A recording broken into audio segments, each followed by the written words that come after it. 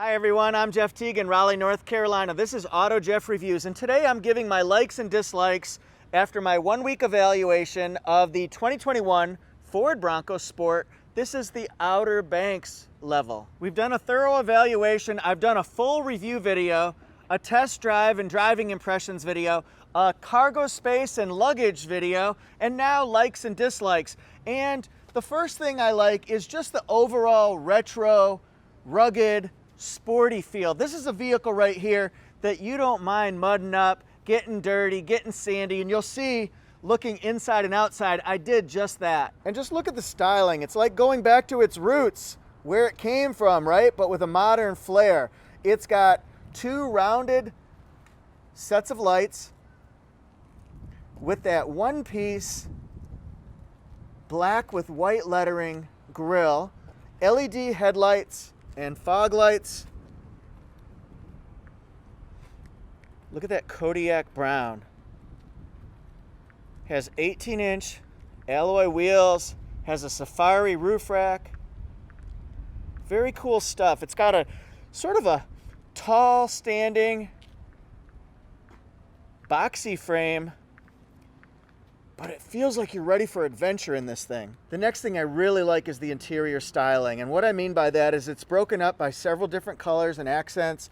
I love this brown leather seating. It's really cool. And the seats are so soft and comfortable. They support your back and spine. I have a weak lower back, so for me, that was something that I always look for. And it was something I definitely poked around at in deeper detail. Now the buttons and the controls and dials, to me, they don't dominate the cabin like you see in some Ford models. There's just enough. The touchscreen is really easy to use.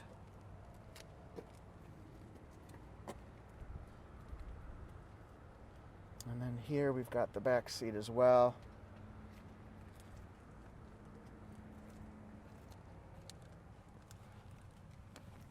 I like the grounded outlet here. Rear vents, I like that. And there we go. Something I wish was improved. I wish that the cup holders and the storage pockets on the sides of the doors, I wish that they were a little bit bigger. You can see what I've got in here. And this does not fit something bigger, and sometimes I think in the door pockets it should fit something bigger. See, I'd have to squish that down. I can put it in here, but it looks awkward and clunky. The other thing is the cup holders. Wish they were a little bit deeper and maybe a little bit wider. I have a 40-ounce, not a 40-ounce like you're thinking, but a 40-ounce water hydro flask. I wish could fit in there, but I get it. You can only put so much in here. Speaking of size, I wish that the wireless charger was just a little bit wider. It does fit the iPhone 12. However, if it was just a little bit wider, we got to look forward to the future. They're probably going to be getting bigger, these cell phones. Might be nice to fit it in there. Something I really appreciate on here, you can open the door and you can open up the glass so that you can load things in without fully lifting up the liftgate. Easy stuff. Something else I like the bottle opener here and the 2 floodlights that you see that are adjustable in here, LEDs, so you can shine things at night when you're camping or off-roading, anything like that. The other thing I like is the cargo space itself, and several things jump out at me. Number 1, you can get it dirty like I did here, and then I can just wipe it down without worrying about messing this up. You can also adjust the level of your space right here. I have this down to give me more space up. But if I want a flat surface for when I'm about to put these seats down, I put it up right here. The seats are very easy to do from the back. And now you've got a flat surface with just over 65 cubic feet of storage space. So it really opens up what you can do for moving and road tripping and beach tripping and all that stuff. Straight up tripping. The different trim levels, it's not marked as you would normally see an auto manufacturer. We've got icons and points of interest that really jump out at you and you can remember them. We've got the Big Bend, the Outer Banks, Badlands and First Edition. See, those are things that you would remember. This is, I'll call it the middle of the road, and I'm going to tell you the benefit of the Outer Banks package in just a minute because it's an excellent value. Now, this is a 1.5 liter EcoBoost turbocharged engine, 181 horsepower, 190 pounds of torque. If you want more, go up to the Badlands. You'll get 250 horsepower, 277 pounds of torque with a 2.0 liter EcoBoost, can't say that. Now, the negative, in a vehicle like this that's known for off-roading and it's got its four-wheel drive and different drive modes, the ground clearance is only 7.9 inches. So if you want more, here's the benefit to it, you go up to the Badlands and then it has an unsurpassed 8.8 inch ground clearance. For a vehicle this size, that's pretty strong, so you can clear the brush and the sticks and the stumps and the rocks and things like that. But remember, this one is sub 8 inches by a little bit. As I mentioned, this is the Outer Banks Ford Bronco Sport. When you get the Outer Banks, you can get the additional, optional, upgraded Outer Banks package. For $1,595,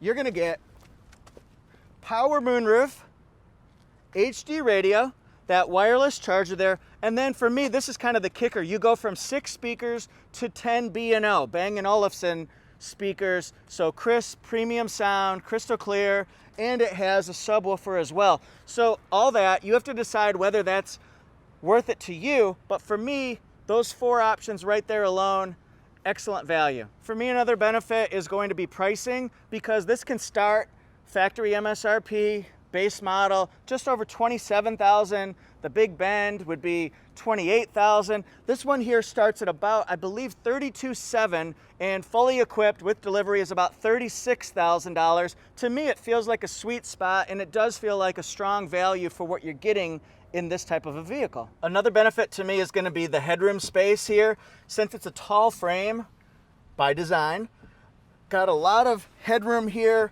I wish that this was a flatter surface here for the person sitting in the middle. There's a hump, as Buffalo Bill in Silence of the Lambs would say. But here, a lot of good room. There's a good amount of leg room too for the size vehicle, interior cabin. You can, of course, change the seats forward and backward, but for me and my 5'8" frame, it works out great. The other thing I like, zippered pockets in here.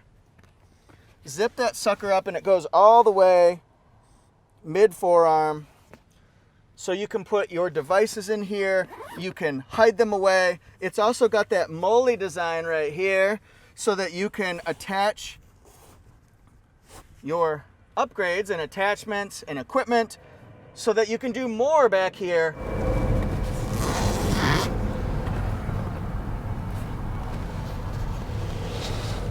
One critique I have is you do hear some engine noise as you're accelerating, and you might expect that because it's a smaller engine, although it does have some oomph and it can get you going when it needs to. As you're accelerating, you're going to hear the engine noise a little bit. At highway cruising speeds, it's not bad at all, but you do hear some wind noise. You'll have to be the judge of if that's something that's important, or I don't want to call it a deal breaker because it's not anywhere close to that, but you do notice it. I did evaluate it on the highway yesterday when it was a little bit windier. That could have something to do with it too. Again, test drive for yourself. It might be a non-issue. It's just something that popped into the head. I find that the shift mechanism is quite simple to do. And then GOAT, that's your off-roading tool because it goes on all types of terrain. We just move the knob here and we can switch it between sand mode. I need to get some fuel, don't I? We will, don't worry. We're gonna do that. Sand,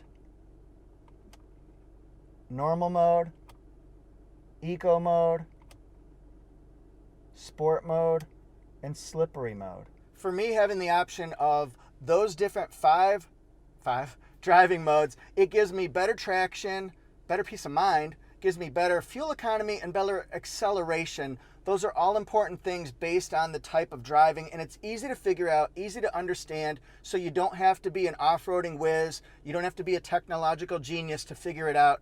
It's user-friendly, and it does the body good. The next thing I'll talk about is brake hold, and that's what keeps you in place so you can stretch out your legs at a traffic light. Let's say you're at the end of a road trip, you need to stretch your legs out, right? Brake hold holds you in place You can take your foot off the brake. Look, Mom, no hands, no feet. All right? Stretch those legs out and then go again when the time is right, when it turns green. What I like about it is the fact that this is the default. Once you set it to on, it stays on. So if I turn this off and then I turn it back on, it's going to stay on. It doesn't make you reset it every single time. Other manufacturers, you do have to push it every time you start up the car in order to get it to work the way you want it to. So I figure that's kind of cool. I love the blind spot monitor, its location, its placement, and its brightness. You got to know when somebody's coming up behind you these days. Right in your mirror, lights up amber colored orange, and it's bright, especially at nighttime. See it? Really easy to use. Auto start stop engine is, in theory, a really good idea. It saves fuel because it shuts off your engine when you're at a traffic light until you start up again. But I'm not the biggest fan of this system because when you sit there at a light, it shuts down and you feel it. It's like, and then when you start up again, a lot of times like, as you get going, and I just don't like that. It catches me off guard. But I get that it's saving you fuel. So it has a negative, but also a positive silver lining. Luckily for me, and maybe for you, this is a system that you could turn off. Here it is right here. It looks like an Avengers symbol. And we're going to shut it off and then watch on the display that it says auto start stop deactivated. And then if I want to turn it back on, it's activated. Wonder Twin powers activate. Thanks everyone for watching. Remember, when we talk about likes and dislikes, these are my personal preferences and things that I wish were changed or improved or maybe just even tweaked a little bit. These are important things to know when you're researching cars that you might be buying. These don't mean that they're going to be important to you. Mine might be very small. In fact, a couple of mine were very small details and they probably shouldn't even be talked about. But they're things that you want to know when you're doing your research. So let me know what you think of Bronco Sport. Do you own one? What are your impressions? What are the things you wish changed? What do you love about it? Because most people love this car. Thanks so much. Please subscribe to AutoJeff Reviews, and I'm on Instagram at AutoJeff Reviews. My website is autojeff.com. You can send me a comment and let me know what vehicles you want to see reviewed next. Thanks everyone. See you next time.